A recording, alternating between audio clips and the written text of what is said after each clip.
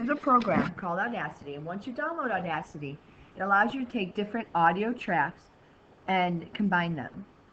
So I'm going to go to my Start menu, Programs, and find Audacity.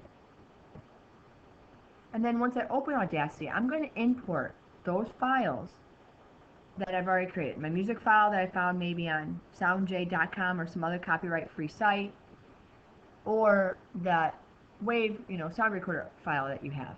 So I'm going to go to Project, Import Audio, and find one of my files. It doesn't matter which one you use first. I like to put the sound one in first, the one of me talking. So now if I hit play, you'll be able to hear it.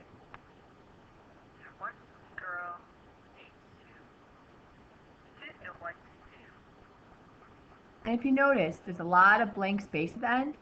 Well, what's nice about Audacity over, like, say, Sound Recorder, is it gives you a lot more options. You can change this, how high the voice markers are. You can select and move tracks.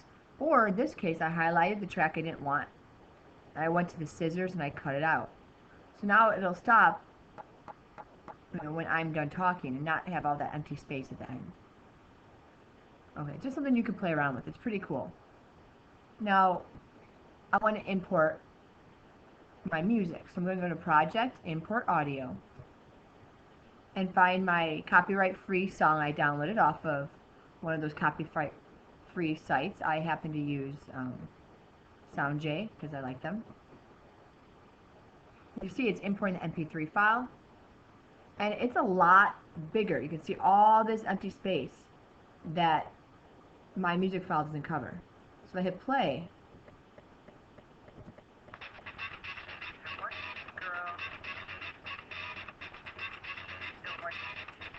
I played it, and you might be able to hear, my audio is not very loud on this computer, but you definitely couldn't hear my voice anymore. So the nice thing about Audacity is you can turn down the volume and maybe turn up the volume of your voice.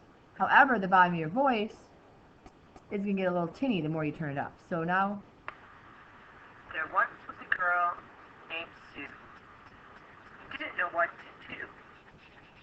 so you can see, you could hear, play around with it until you get the volume you like.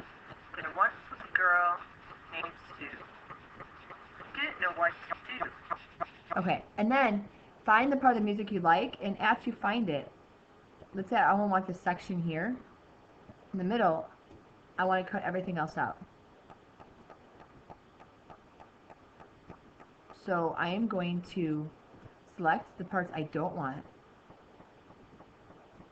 hit the scissors, just like I did before. Because if you have more music than voice, it's gonna record with more music than voice.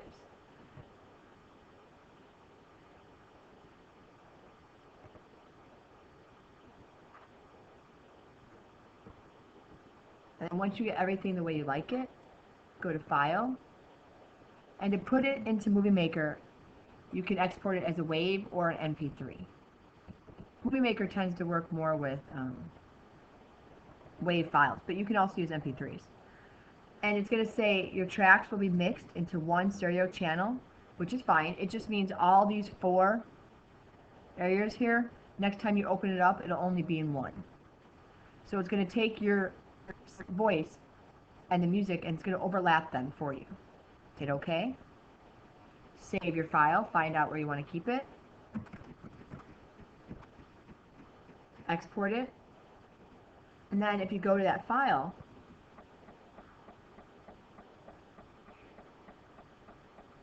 you'll see, once it decides to actually play, that it's the file with both of it in there.